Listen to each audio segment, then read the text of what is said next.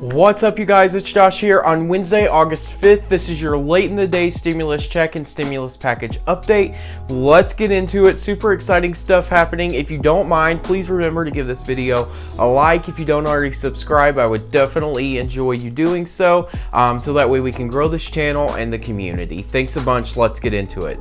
Alright, I just wanted to make a video for you guys really quick. There's so much clickbait out there. There's a lot of different articles floating around about exactly what's going to be in the next stimulus package. Number one is the second stimulus check. We already know that both Democrats and Republicans alike agree that there needs to be another check going out to consumers. Now, this isn't the most effective way to get people to spend because it has been proven that people who don't need the check tend to spend it over time, or they put it into their savings or invest it in the stock market. So I will say, while this is good, it's not going to create cash in the market and increase consumer spending drastically as opposed to where unemployment would.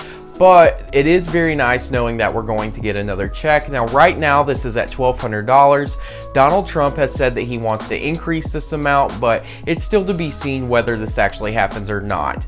Number two, like I said before, the best and most effective stimulus method is to give people unemployment. When you give someone unemployment, they use that to pay their bills, utilities, rent, car payment, anything like that. They go and they buy things, groceries, clothes, they shop, they have money to go out to a restaurant. It's the most effective way to get consumers to spend immediately. Right now, we know that there's about 20 million people on unemployment. This number could drastically increase over the next little bit. Let's hope not, fingers crossed, but the airlines are really going through a lot of things right now. Consumer demand is at an all-time low, and they're trying to figure out how they can keep people on the payroll when the government stimulus money runs out at the end of September or October 1st. The third thing that I expect to see in the stimulus package is another PPP program. If you don't know what that is, it's the Paycheck Protection program.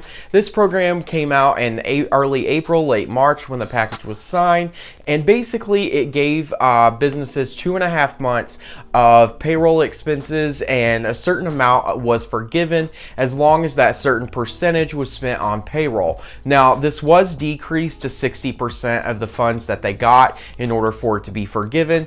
It's going to be really interesting to see, because I think that this next package, there's going to be a stipulation in there that says that people have to have experienced a 50% reduction in revenue from this quarter last year in order to actually get the loan. Last time, we know that a lot of businesses took advantage of this that didn't actually need the loan or had not been affected by the pandemic. So hopefully this time there are safeguards put into place so that not every business out there is taking advantage of this money, because it ran out last time and Congress had to go back and replenish it. Now, this isn't going to affect the everyday person who works for a company on that side of things, but it will affect you more if you are a business owner or if you're going to start your own business. There is an employee retention tax credit that could be in this next bill for employers to keep people on the payroll. Right now, we know that if industries keep shutting down, for example, the airlines, then those people are just going to end up on payrolls. Lots of state and local budgets are not doing well right now, so those people are going to be laid off and end up on the payroll as well. So Congress is trying to figure out, how can we do something so that companies can afford to keep people on the payroll? An employee payroll tax retention credit would do that.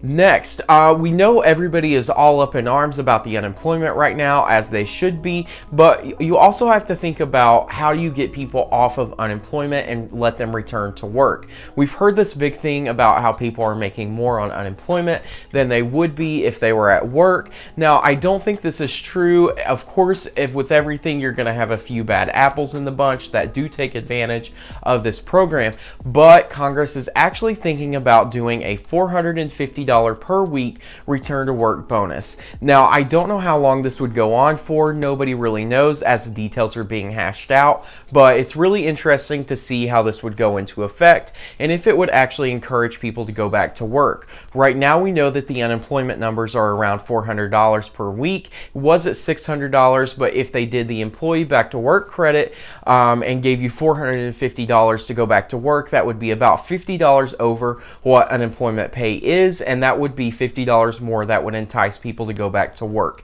Now, that is only good if there's a job for people to go back to, so that's definitely something we all have to consider, is that the economy is contracting right now. We know GDP last week came out. It was down 9.2%. So we have to figure out how to keep these jobs that are there currently and also grow the job market. All in all, these are just the things that you should expect in the next stimulus package. I wanted to update you guys and combine this into one solid video that was very quick and easy to understand. There's so many things out there, so much clickbait. I want to make things easier for you guys. Thank you for watching. Please remember to hit that like and subscribe button down below, and I will see you guys tomorrow.